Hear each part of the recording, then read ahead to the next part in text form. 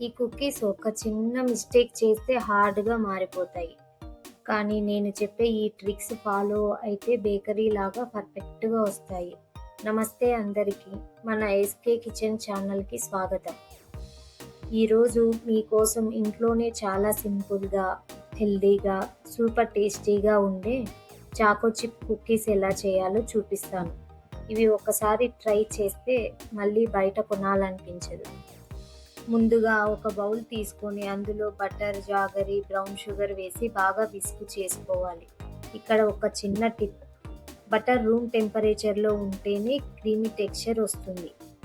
ఇది మన కుకీస్ సాఫ్ట్గా రావటానికి మొదటి సీక్రెట్. తరువాత ఇందులో వెనీలా లేదా చాక్లెట్ ఎసెన్స్ వేసి కలపాలి. ఇప్పుడు డ్రై ఇంగ్రీడియంట్స్ వేసేద్దాం. కానీ చాలామంది ఇక్కడ ఒక మిస్టేక్ చేస్తారు. సీవ్ చేయకుండా నేరుగా వేసేస్తారు. అలా చేయకండి. సీవ్ చేస్తే కుకీస్ చాలా లైట్గా, సాఫ్ట్గా వస్తాయి.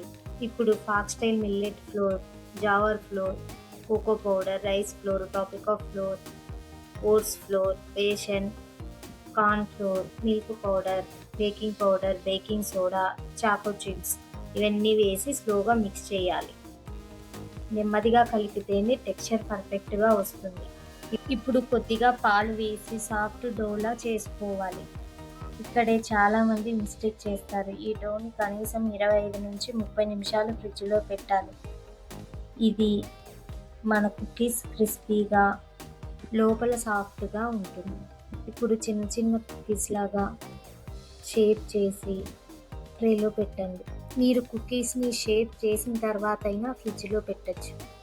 ఇప్పుడు ఓవెన్ని 170 నుంచి 180 డిగ్రీల వరకు ప్రీహీట్ చేసి కుకీస్ని 15 నుంచి 20 మినిట్స్ బేక్ చేయాలి. బేక్ అవుతున్నప్పుడు వచ్చే ఆ చాక్లెట్ వాసన నిజంగా కిచెన్ నుంచి బయటకు రావాలనిపించింది. చూడండి, మన homemade choco chips cookies ready అయ్యాయి. బయట క్రిస్పీగా, లోపల సాఫ్ట్గా, ప్రతి బైట్లో మెల్ట్ అయ్యే చాక్లెట్తో సింప్లీ సూపర్.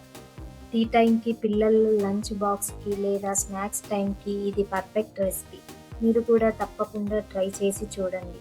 ట్రై చేసిన తర్వాత మీ ఫీడ్బ్యాక్ కామెంట్లో చెప్పండి. ఈ వీడియో మీకు నచ్చితే లైక్ చేయండి, షేర్ చేయండి. ఇంకా ఇలాంటి హెల్తీ అండ్ టేస్టీ రెసిపీల కోసం మా ఎస్కే కిచెన్ ఛానల్ని సబ్స్క్రైబ్ చేసుకోండి.